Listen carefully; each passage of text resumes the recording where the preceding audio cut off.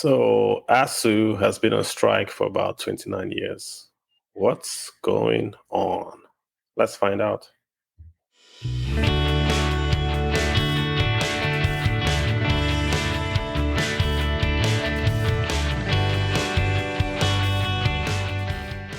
Hello, folks. Welcome to the podcast, The Way I See It, which is just my views on money, on the economy, and the intersect. Yeah.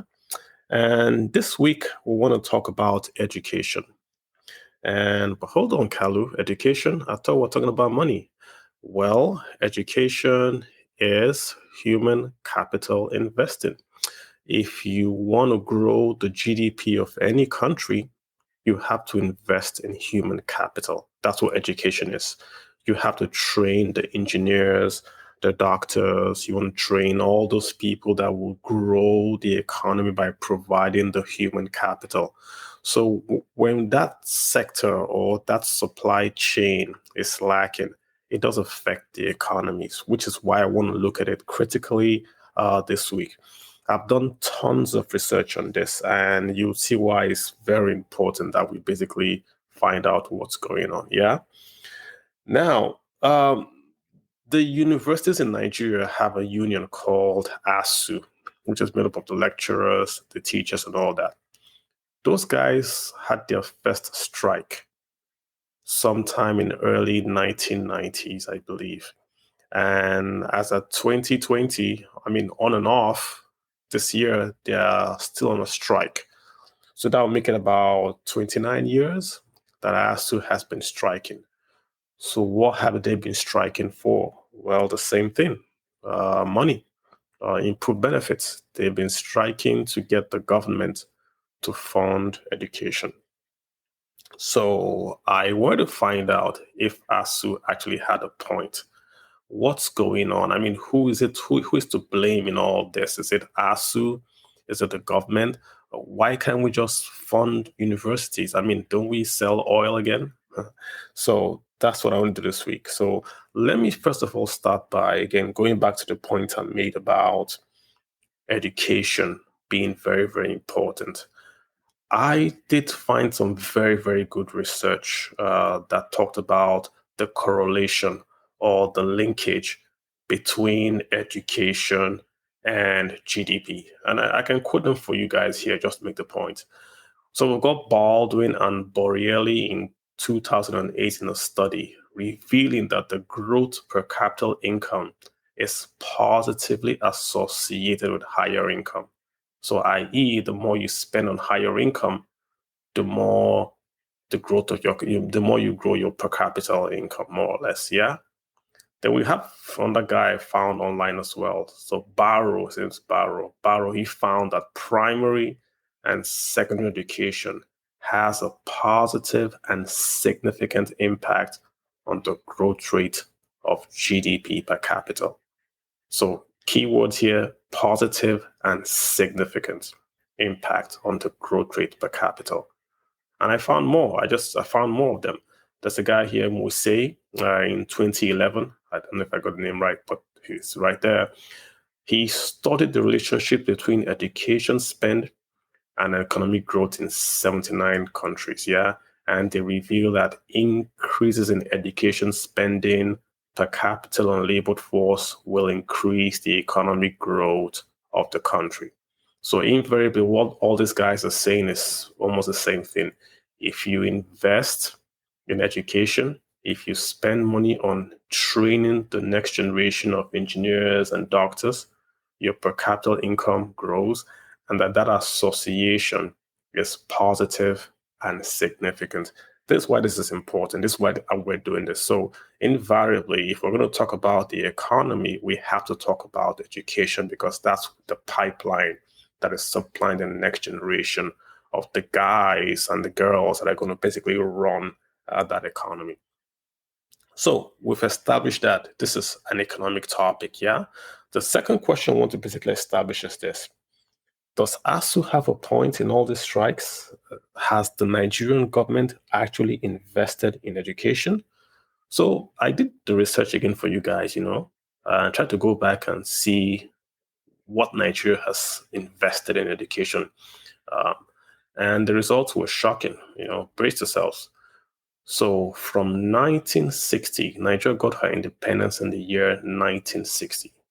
From 1960 to 1990, only once did Nigeria allocate more than 10% of any budget to education. So in 30 years, only 1 year did Nigeria allocate more than 10% of any budget to education. This is with the military, with the civilians. But one thing is constant: Nigeria's got crude oil. So even with all that crude oil, not 1 year that Nigeria gave education more than 10%. And I mean, you can say, well, is this bad? Yes, it's very bad. I give you the comparison with other countries. Botswana is like 19%. Swaziland is like 24%. South Africa, 25%. Burkina Faso is 16%. Kenya, 23%. Morocco, 17%. The average for Nigeria is about 6%. Let me quote the former education minister, Dr. Obi Ezekwesili, who later became the World Bank vice president. She gave an interview in 2013, and she said, she compared the share of GDP to education budgets, during her time as education minister. And she said South Africa was spending 7.9% of her education budget, of her GDP, more or less, on education. So 7.9%. Ghana was doing 4.4% of her GDP on education.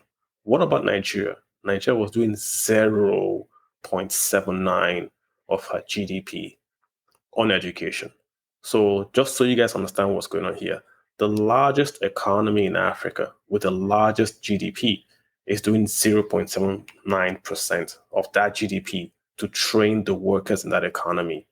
But Ghana has a smaller economy, is doing 4.4%. Who do you think from 2013's economy has grown the fastest, Ghana or Nigeria? What do you guys think? So, I mean, it's you think about it and it doesn't really make sense to you. So let's even go deeper in this, yeah? In 4 years, from the years 1970 to 1973, this was when we had the oil boom, when crude oil was really selling at high prices per barrel, yeah? So from 1970 to 1973, Nigeria did not allocate up to 1% of the federal budget to allocate to education. So when we had the boom years, we still did not allocate more than 1%, i.e. in all these years, to education. This is an indictment, guys. Come on. And it's clear that ASUU's point is valid. Nigeria has not funded education, be it at the tertiary or at the primary level. We just have not funded education. It's not for a lack of money. I mean, you can't say you're not going to invest more than 1%. You can't say that, So that point is made. We haven't invested enough. But before we go ahead and start to critique the government and say, hey, the government has not invested, it also extends to the private sector, to you and I, to the Nigerians, yeah? There's a report, yeah, by the Nigerian Bureau of Statistics here. They basically do like an expenditure report of like how Nigerians spend money, yeah? So I looked at it also to see, what do households spend money on? So this is the Nigerian Bureau of Statistics Poverty Report dated 2012, and it uses a constant price, 2003, 2004, to basically say this is what households in Nigeria spend, yeah? And that report, yeah, education spend in Nigerian households fell from 5.21 to 1.40. So let me say it again. The spending in Nigerian households, yeah, fell from 5.21 to 1.40. So more or less, as things got a bit, in quote, tight and at home, when Nigerians made less money, what budgets did they cut? Well, they cut education. Maybe some took some kids out of school or spent less on books and all that, but they cut education. So compare that with, say, South Korea, who in 1960, Nigeria had a higher GDP. In South Korea, the parents spend 25% of their incomes on education. So again, you see the comparison. The government is not spending money. The private households are also not spending money on education. So when things get tight, the private sector cuts down, the households cut down, and the government cuts down. And what has been the effect? Well, Nigeria has got the largest number of kids out of school in the entire world. That's about, I would say, about 10 to 11 million kids that are not in school, have never been in school, and are just roaming the streets. I mean, not that they are being truant, they are just not in school. 10 to 11 million. This is larger than the population of Sweden. So if you don't spend, there are no schools. So you have a quantity problem, you have a quality problem because there's just no spend. This is the situation we are in right now, where we have kids out of school and low education expenditures, both from the government and both from the private sector. And just so you understand, this is the education spend is also current. If you track the last 12 years, going all the way from the 2021 proposed budget right down to, say, 2011, only twice, I believe, has the budget hit 10%. That's right now. If you go back from 2021 proposed budget back to, say, 2011. So it's a problem. It's a problem. We're not spending on education. And if you don't spend on education, you have kids out of school, and then you have those schools that are actually existing being very, very low quality. There's no Nigerian university on the top 200 universities in the entire world, for instance. And their universities are mostly run down. Some don't have pipe-borne water and all that. And that's the reality of basically what's going on. So when ASUU says, yes, they want more funding, yeah, they have a point. They should get more funding because 1% in an oil economy isn't going to cut it. But the problem in my mind with ASUU asking for more money is ASUU has asked for more money since 1990 till 2020. Like I said, 29 years. And if they were successful, they wouldn't still be striking. So there's something wrong in doing the same thing over and over and expecting a different result. Is it that ASUU cannot come up with a different strategy on education funding or on the entire education system in Nigeria? Is it that only strikes is the only way they know how to get to the end point of their demands? I just feel it's rather one way, or rather myopic, if I may say so, to simply say we're going to strike and strike till you get what we want. In the defense of the government basically has converted the universal, the education tax fund, which used to be 2% tax on company profits. The government converted that tax fund to only fund tertiary education. So basically, the education tax fund is now funding just universities, and they've given tons of money to universities. But it's never ever going to be enough. It's just not going to be enough. This year, the 2020, this year, the total education budget is about 671 billion. If you divided that amount by 23 million, which is about the number of primary school kids you have in the country, you're going to get something in the region of about 2,217 per child. Again, that's nothing. That's nothing. That can buy you 2 textbooks. So we've established that there is a funding issue, and the funding issue affects the quantity and the quality of education in Nigeria. That's a fact. That is a fact. So, okay, what do we do next?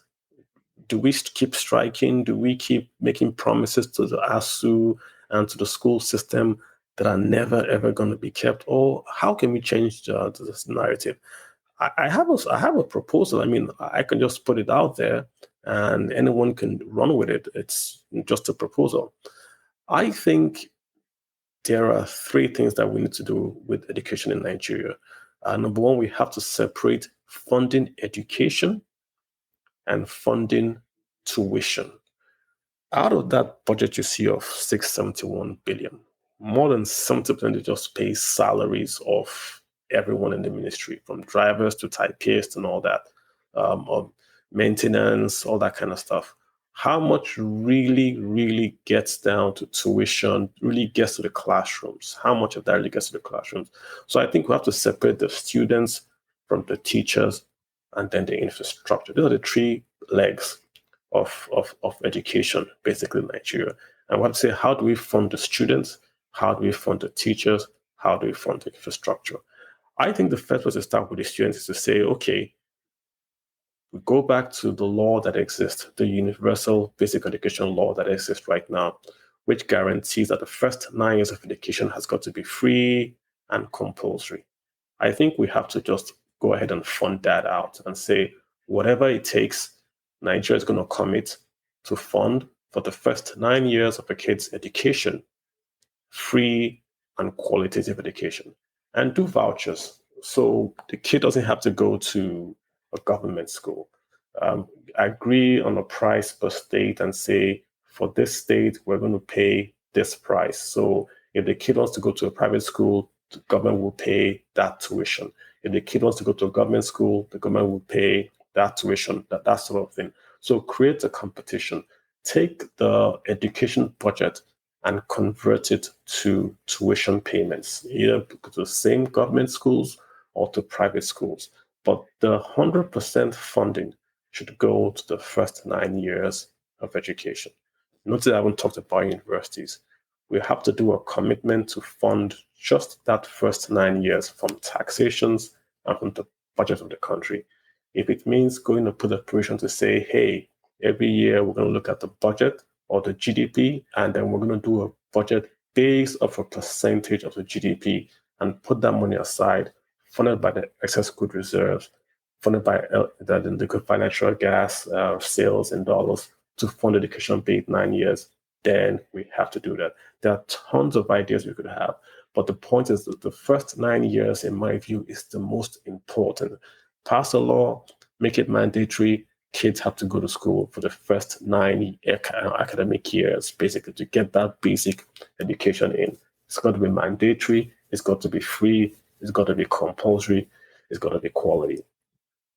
Then what about the universities? What do we do about the universities? And then, of course, university, you're talking about the teachers. You're talking about the infrastructure. I think the way to go about this is just to sell everything, in quote, privatize everything. Oh, hang on, Carl, you want to privatize the university? That means people will attend. No. What we have to do is to say, take, for instance, the University of Lagos.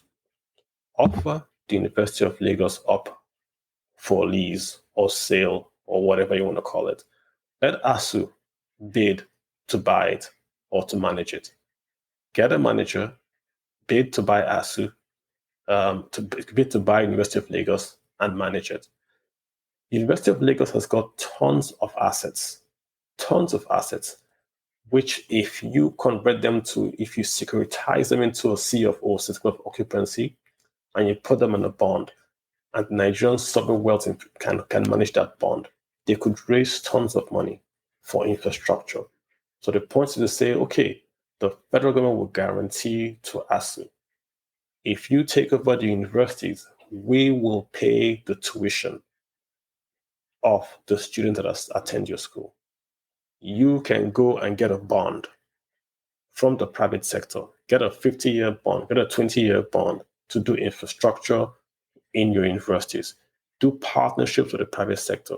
Get Nestle to sponsor your agricultural research labs. Get Innocent to sponsor your mechanical lab, your mechanical engineering lab. That's how it's done.